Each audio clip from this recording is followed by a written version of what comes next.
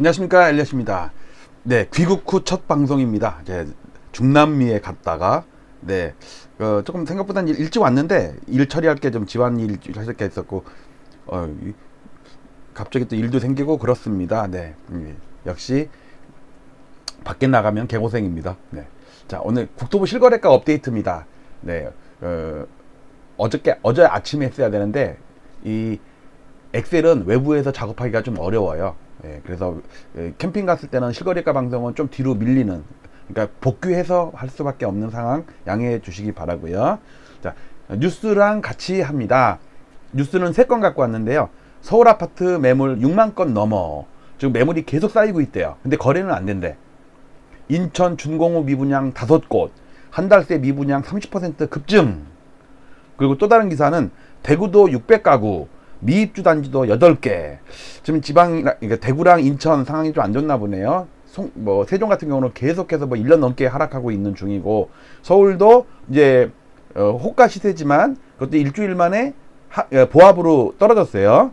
다음 주나 다다음 주 정도면 마이너스로 다시 돌아설 것 같은데, 그리고 매매 수급 지수도 상당히 안 좋아졌고요. 자, 기사 3개를 갖고 왔고 나머지는 이제 국토부 실거래가 자료입니다. 자, 일단 뉴시스 기사네요. 보니까 서울 아파트 매물 6만 건 넘게 쌓여 거래 가뭄은 여전. 서울 아파트 매물 1년 9개월 만에 6만 건 넘어. 강서, 금천, 관악구 등 서울 외곽 지역에 집중돼서 물량이 나오고 있대요. 매수 심리 위축돼 있어 여전히 거래 절벽. 그러니까 매매 수급 지수가 지금 100 이하에서 좀처럼 늘지 못하다가 오히려 꺾이고 있어요. 자, 그다음에 지방 상황 볼까요? 머니에스 기사입니다. 준공후 미분양 5곳, 한 달 새 미분양 30% 급증. 인천에 무슨 일이? 또 다른 기사는 미분양 몸살 앓는 대구, 주인 없는 아파트 600가구, 미입주 단지도 8개. 자꾸 징조가 보이죠? 물론 국토부 실거래가 기준으로는 작년 10월에 이미 상투를 쳤어요. 그리고 3월달, 4월달 들어서는 이제 대선 효과 때문에 살짝 반등은 들어오고 있는데 크게 들어오는 건 아니에요. 그러니까 대세를 바꿀 정도로 들어오는 것도 아니고, 그것도 일부 지역, 강남구, 서초구, 용산구 정도, 그쪽 동만 실거래가가 좀 올라가지 나머지는 대체로 하락입니다. 자, 우리나라 이제 과거에 미분양 입주 물량, 그다음에 임대 말소 물량 이런 걸 제가 조사하는 게 있는데, 1960년대부터 요거는 서울 아파트 시가총액 상위 100개 아파트의 큰 추세입니다. 이때 91년 상투, 2006년 말 상투, 그다음에 작년 말 상투입니다. 자, 이 당시에 어떤 일이 있었나 보면은 요 상투를 칠 때 입주 물량이 역대급으로 저조할 때 상투를 쳤어요. 신기하죠? 입주 물량이 많을 때는 오히려 아파트가 올라간 적도 있고 이렇게 빠진 적도 있고 일률적이지가 않은데, 상투를 쳤을 때 91년 노태우 대통령 때도 그렇고 2006년 말 버블7 상투 칠 때 노무현 대통령 때도 그렇고 입주 물량이 거의 근처에 바닥일 때예요.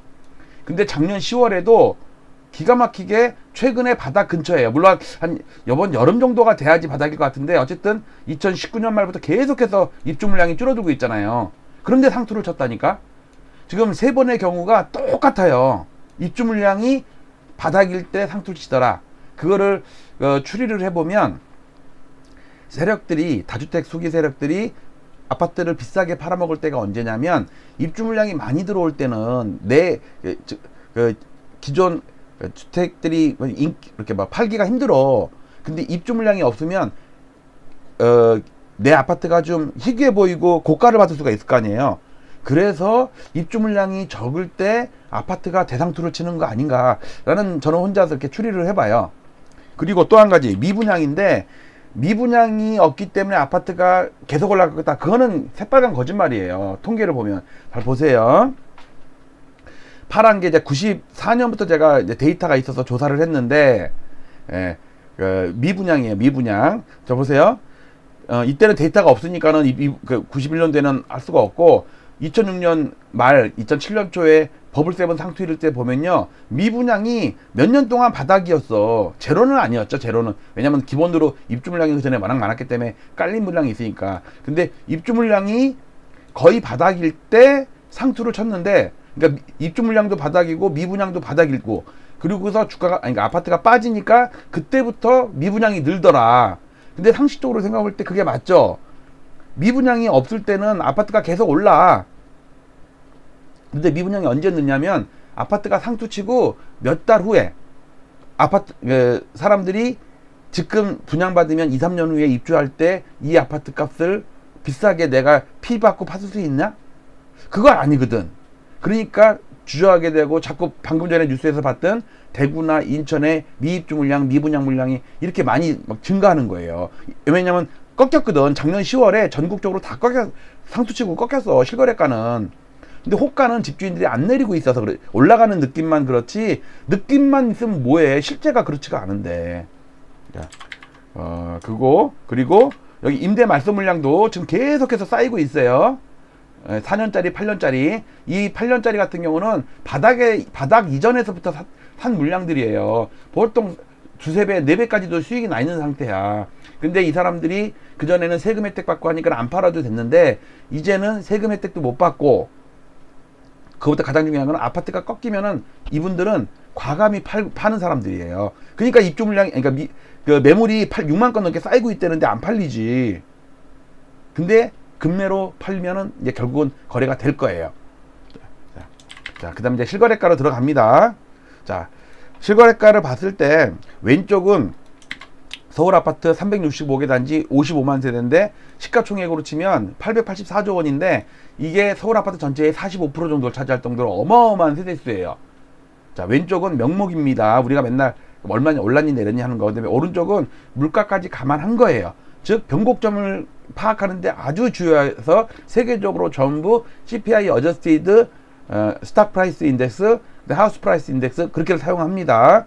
그러니까 물가를 감안하면 상승할 때 조금 덜 상승하고 하락할 때 조금 더 하락하고 미묘하게 좀 차이가 있어요. 그렇지만 변곡점은 확실히 드러납니다. 왜?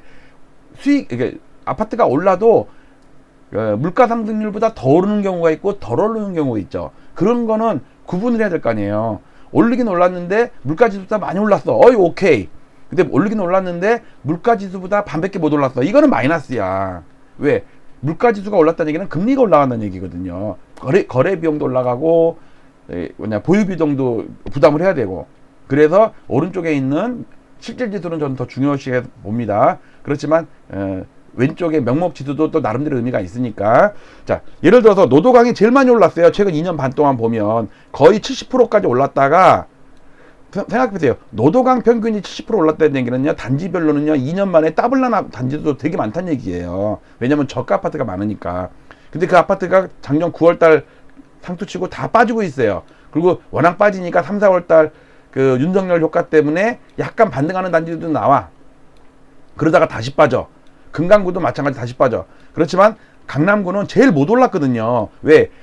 노도강이 70% 오를 때 강남구는 한 20% 초반밖에 못 올랐어. 거의 3분의 1밖에 못 올랐어요. 그러니까 뒤늦게 더 오르지. 똘똘한 한 채 그러면서. 근데 그 똘똘한 한 채는 비싸죠.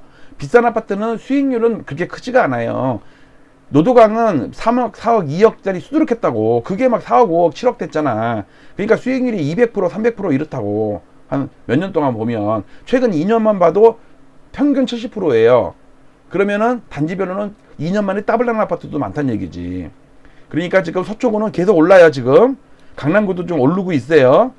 그 다음에 용산구, 연두색, 용산구도 올라. 근데 이상하게 송파구는 계속 빠져. 명목으로도. 그 다음에 강동구도 좀 빠지고, 그 다음에 광진구도 좀 빠지네. 그 다음에 마포구, 서대문구 이쪽도 빠지고. 자, 오른쪽에 물가를 감안한 걸 보면은 확연하게 변곡점을 지난 게 보이죠. 빠질 때 그 물가를 감안하면 더 빠지는 거거든, 이게. 자, 이거 미묘하게 조금 밀렸더라고, 오늘 데이터로 업데이트 해보니까. 자, 왼쪽은 경기도입니다. 경기도도 명목이랑 실질로 비교하면 실질에서 하락세가 확실히 티가 나죠? 뭐 명목으로 봐도 빠지는 데는 많이 빠져요. 근데 성남 분당 같은 경우는 세요.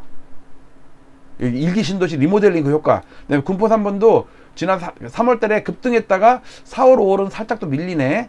물가를 감안하면 더 밀렸고요. 성남 분당 같은 경우는 물가를 감안하면 쌍봉이에요, 쌍봉. 전고점이랑 거의 타이를 이뤄요. 과천 같은 경우 많이 밀리고 하남도 많이 밀리고. 자, 경기도 하남이 밀리는 게 서울에 아까 그 강동구가 밀리고 송파구가 밀리는 거랑 밀접한 관계가 있다고 저는 생각이 듭니다. 자, 자, 막대 그래프를 보면요. 이번 달은 아직 거래가 워낙 적어가지고 이거는 그 대신 물가를 아직 반영 안 한 거예요. 물가지수는 5월 2일 날 발표하니까 그때 가서 반영하려고. 그래도 지금까지 신고된 거 보니까 하락이 더 많어. 그쵸? 서초구 플러스, 강남구 플러스. 그 말고는 없어. 그 다음에 지난달은 물가를 감안했을 때 하락한 단지가 훨씬 많아요. 그럼에도 불구하고 서초구 플러스, 용산구 플러스, 강남구 플러스. 물가가 상승했음에도 불구하고 강남, 서초, 용산은 물가 상승률보다 훨씬 더 올랐어. 이게 똘똘한 한채 썰림 현상이 이렇다고. 그러니까 제가 볼 때는 비싼 아파트는 사면서 싼 아파트들은 팔고 있는 그런 국면 아닌가. 그리고 주식시장에서 치면 싼 아파트, 즉 투기적으로 들어간 개별 주식들을 팔아먹기 위해서 시가총액 대형주들을 사서 올리는 거 아닌가. 그러면 시장은 안 빠지거든요. 왜냐면 시장이 빠진다 그러면 개별 종목 팔아먹기가 힘들어.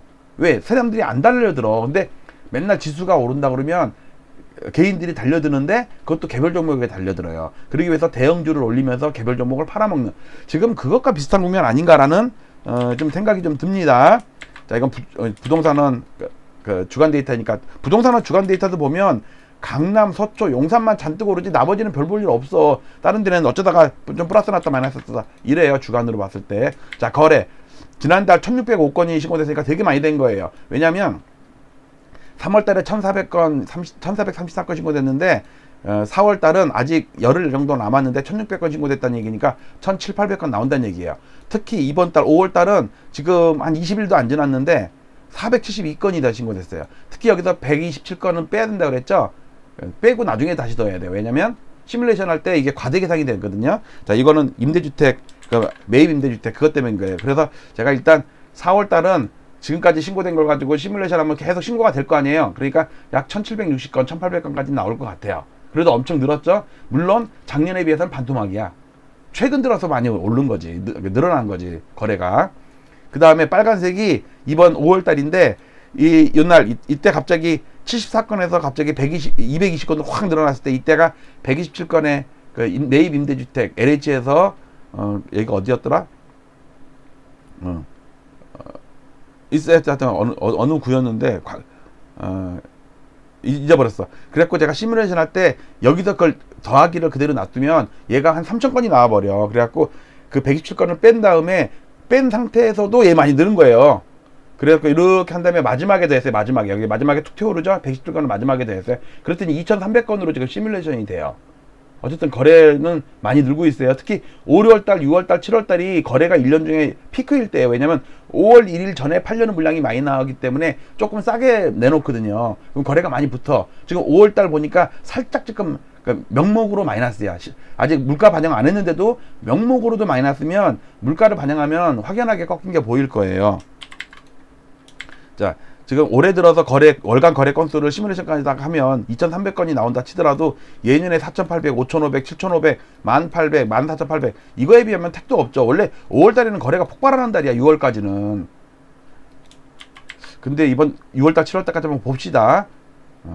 자, 전세 거래 건수는 4월달에는 원래 비수기예요. 이거는 시뮬레이션 안 해서 그런데 일단 만 건 안팎으로 최근 들어서 전세 거래 건수가 되게 많이 늘었어요. 이 얘기는 무엇을 의미하느냐? 제 생각에는 전세로 매매를 하려고 기다렸던 전세입자들이 매매가가 너무 높기도 하고 또 상투에 대한 그 공포감, 그다음에 금리에 대한 공포감, 그다음에 그러니까 대출도 그 전에 비해서 좀 줄어들었다는 거. LTV 저거면 DSR 이런 것까지 다 적용하면 실제로 내가 받을 수 있는 대출 금액이 얼마 안 돼. 그럼 내가 들어가고 싶었던 그 아파트에는 모자라. 그러니까 차라리 여보 2년 더 전세 살고 아파트 좀 하락할 것 같은데 그때 가서 아예 매매를 하든가. 그러니까 우리 당분간은 일단 전세로 더 삽시다. 딱 그런 물량이 많을 거라고 저는 짐작을 해요. 자, 22년 동안에 실거래가 지수를 보면 최근에 실거래가 지수 다 꺾인 거 보이죠? 핑크존 15억 이상인 것만 살짝 들어주고 있어요. 그리고 실거래가 지수도 국토부 실거래가 지수도 빠지고 특히 그린존 9억 이상인 아파트가 확연하게 빠지고 있습니다. 노도강, 금강구 이런데, 성북구 같은데. 그리고 전체 거래 대금량, 거래 건수는 엄청 줄었는데 전세 거래 건수는 늘고 있어요. 물론 최근 건 아직 신고가 덜 돼가지고 좀 이렇게 줄어드는 거 보이는데 최근 두 달 거는 무시를 하세요. 그리고 빌라 연립 단독주택도 거래가 전반적으로 줄었다. 그렇지만 비중이 좀 늘어나죠. 왜? 아파트 거래가 확 줄었으니까 빌라 전세 단독 요런 것, 빌라 단독 요런 주택들은 비중이 커지는 거로 보이죠. 왜냐면 걔네들도 줄어. 전체적으로 거래는 줄고 있어요. 자, 박스권으로 봤을 때 지금 3개월 동안에 거의 상승률이 없죠. 거래도 완전히 죽은 상태에서 살짝 늘어나긴 했는데, 과거에 5,000건, 여기가 5,000건이거든요. 5,000건은 올해 남을 수나 있으려나 모르겠다. 한 연말쯤이나 돼야지 넘을라나.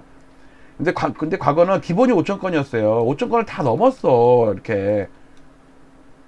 작년부터 그래도 작년 초에 살짝 넘은 다음에 그 다음에 5,000건을 못 넘더라고.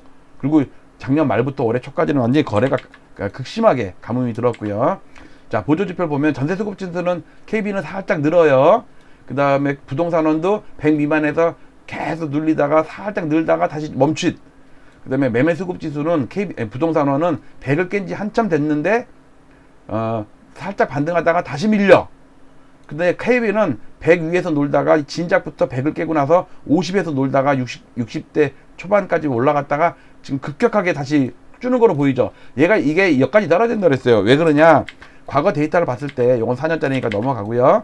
22년 동안을 보면 과거에도 요 빨간색 매매 수급 지수가 부동산 KB 거예요. 요렇게까지 빠졌다. 여기 바닥까지 요 선 있죠, 선. 요렇게까지 빠졌다. 그 다음에 또 빠졌다. 또 빠졌다. 이러면서 바닥을 치면서 이렇게 됐는데, 이거는 중간에 돌아섰어. 이게 여기까지 빠져야 되니까 여기까지 빠질 때 되면요, 곡소리 날 것 같아요. 제가 볼 때는. 그럼 두고 봅시다. 제가 볼 때 5월, 6월, 7월 요 정도면 곡소리가 한번 날 것 같은데 봅시다. 자, 17개월 동안에 올라오다가 그때 시가총액 상위 100개 아파트 실거래가 지수예요. 작년 10월 달에 상투 치고서 꺾였다. 근데 이 상투일 때가 35년 동안의 추세대의 중심선, 거기에 저항을 받고 딱 꺾였고, 하필이면 17개월 동안 올라가던 상승 추세선에서 지지선을 깼다. 그리고 나서 지금은 9년 동안에 8년 넘는 요 상승 추세대를 깨고 있다. 지지선을. 이 그래프가 여기에 요거 추세대의 하단을 깨고 있다니까요. 그게 노무현 대통령 때, 노무현 말년차에 이걸 깨고 내려가가지고 이명박 정부 때 박살이 났어요. 근데 이 정권 교체기에 윤석열 대통령 딱 취임할 때쯤에 이게 깨지고 있다니까? 그러면 저는 폭락이 온다고 봐요. 한번 두고 봅시다. 그리고 지금 이번 폭락은 91년도 상투랑 너무너무 닮았어요. 왜냐면 지금 올라갈 때 17개월 올라오면서 거래가 줄면서 올라왔죠. 사상 최저치 거래 나왔잖아요. 그러니까 상승률도 계속 줄어. 그전에는 2, 3년 전만 해도 막 3%, 7% 막 이랬는데, 이게 1%를 못 넘다가 이제 마이너스 났단 말이에요. 근데 91년에도 상승률이, 물론 이제 절대 수치는 지금도 훨씬 높았죠. 그래도 상승률이 줄었어. 그리고 거래가 줄고, 그러다가 꺾인 다음에 3년을 다이렉트로 빠지더라고. 이번에도 3년 정도 다이렉트로 빠진 다음에 한 1년 반등했다가 또 3, 4년 동안 또 빠지는 그런 모델이 되지 않을까. 그게 조정파의 AB, C파, 세 가지 파동.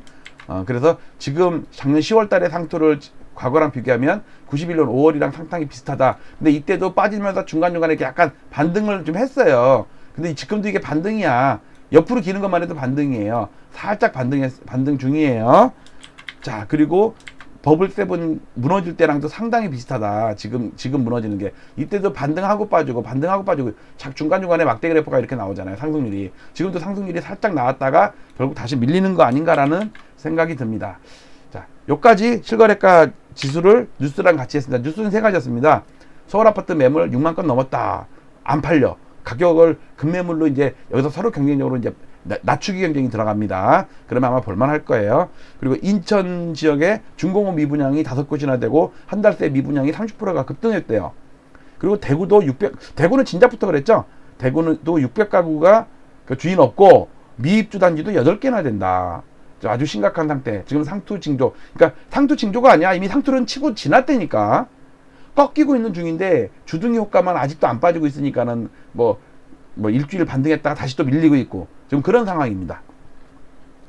자, 오늘 여기까지 제가 귀국후 제가 남미 안데스 산맥 갔다가 중미 갔다가 중미 3까지 올랐다가 거기서도 제가 방송 많이 만들어서 올렸죠? 착하죠? 주말에는 가지 말래 와이프가 앵벌이 하라고. 근데 앵벌이만 할 수 있나? 네, 자 이렇게 마치도록 하겠습니다. 오늘 하루도 수고 많이 하셨고요. 내일 월요병 걸리지 마시고 그 대신 주무시기 전에 엘리엇 지난 영상도 좀 봐주시고, 항상 보자마자 좋아요 누르기. 왜냐면 싫어요도 많이 누르니까 맨날 뭐 주식 하락한다 그러고 환율도 올라간다 그러고 아파트도 빠진다 그러고 그러니까 반대파들이 많이 와서 막 싫어요를 누르는 것 같아요. 부탁드립니다. 마치도록 할게요. 감사합니다.